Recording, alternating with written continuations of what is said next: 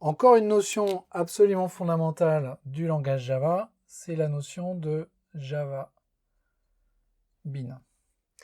Alors, pourquoi est-ce que c'est une notion fondamentale? C'est parce que c'est une notion qui est utilisée par absolument tous les frameworks Java qu'on puisse imaginer, que ce soit les frameworks qui s'occupent de faire des IHM, IHM Web ou IHM Native, donc ce qu'on appelle le front-end, mais aussi par les frameworks qui font ce qu'on appelle du back-end, donc qui permettent d'accéder aux données dans des bases, au premier rang desquelles se trouve Hibernate.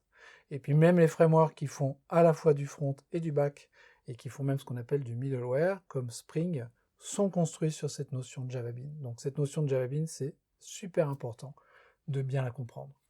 Qu'est-ce que c'est qu'un Java Bean? C'est en fait assez simple. Premièrement, c'est une classe Java.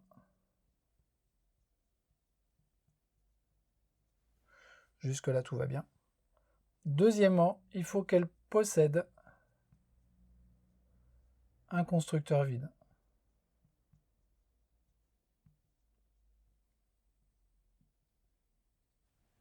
Ce constructeur vide, il peut être explicite ou par défaut. Peu importe. Et j'ai envie de dire, si on veut vraiment être certain qu'il est là, le constructeur vide, même si on pense qu'il y est par défaut, on peut le mettre en explicite, ça coûte rien et ça permet d'être sûr. Troisièmement, c'est quelque chose qui possède des propriétés. Et là, il y a quelque chose de très important à comprendre, c'est qu'une propriété, c'est une notion Java qui est différente de la notion d'attribut. La spécification Java Bean ne parle pas d'attribut. La notion d'attribut n'est pas définie par rapport au Java Bean. Et donc quand on parle d'attribut pour une classe Java ou pour un Java Bean, essentiellement, on ne sait pas de quoi on parle. Cette notion d'attribut, c'est une notion qui vient de l'extérieur de Java, qui existe, mais qui n'est pas définie dans le contexte des Java Bean. Alors, qu'est-ce que c'est qu'une propriété? Je vais prendre une classe user et je vais lui donner un champ private string name. Ce nom qui est là, c'est un champ de la classe. Et un champ, ça n'est pas un attribut, ça n'est pas non plus une propriété. Ce champ, il est privé, et ce faisant, on respecte un principe qu'on va voir dans un instant qui s'appelle le principe d'encapsulation. Alors maintenant, j'ai besoin d'accéder à la valeur de ce champ. Comme il est privé, je ne peux pas lire sa valeur de l'extérieur de ma classe. Comment est-ce que je vais faire pour lire sa valeur? Je vais l'exposer dans une méthode qui, elle, va être publique. Je vais donc créer une méthode pour accéder à ce champ qui, elle, va être publique. Si je la mets aussi privée, là, je vais vraiment avoir du mal à accéder à la valeur de ce champ. Je vais dire que cette méthode, elle retourne une chaîne de caractères et je vais lui donner un nom particulier à cette méthode, nom qui va commencer par get écrit en minuscule. Et le reste de la méthode get va commencer par une majuscule, parce que là j'utilise le camel case et je vais l'appeler getName. Et cette méthode, elle ne va pas prendre de paramètres. Et elle va juste faire return this.name. Je ne suis pas obligé de mettre 10 points, mais j'aime bien le faire parce que ça me permet de me rappeler que c'est un champ de la classe dont je retourne la valeur. Et cette méthode particulière, dont le nom commence par get, c'est ce que l'on appelle un getter. Pourquoi? Parce que ça me permet de récupérer la valeur du champ de ma classe et que ça commence par les trois lettres G-E-T, c'est-à-dire le mot get. Et cette propriété, elle est reliée à la notion de getter. Le fait de créer cette méthode getName, en l'occurrence, va me créer une propriété dont le nom est name avec un N minuscule. Alors, il y a une convention qui est que getName permet d'accéder à un champ qui s'appelle name, et j'ai envie de dire 9 fois sur 10, c'est ce qui se passe.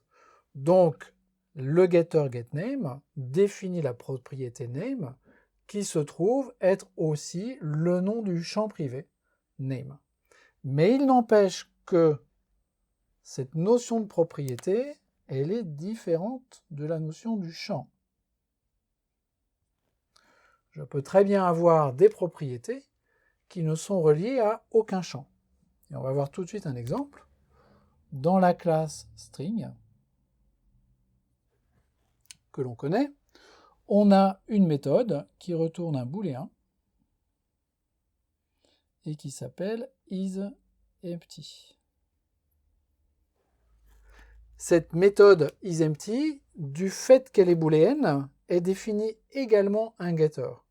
Quand les propriétés sont booléennes, et là c'est bien le cas, le getter il a le droit de commencer par is plutôt que de commencer par get. Donc je pourrais avoir une méthode getEmpty, là il se trouve que j'ai une méthode isEmpty, et dans les deux cas, cette méthode isEmpty définit une propriété qui s'appelle empty.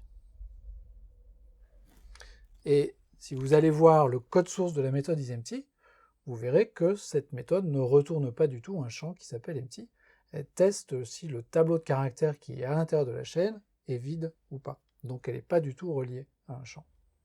Donc cette notion de propriété, elle est reliée à la notion de getter, et le nom du getter qui est la fin du nom de la méthode qui commence par get, définit le nom de cette propriété. C'est ça la définition d'une propriété. Si en plus d'avoir un getter, j'ai également un setter.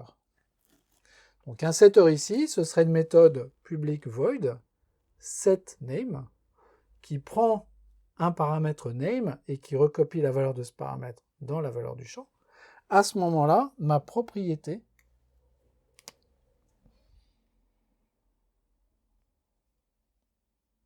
donc en l'occurrence name, est mutable. C'est-à-dire que l'on peut changer sa valeur.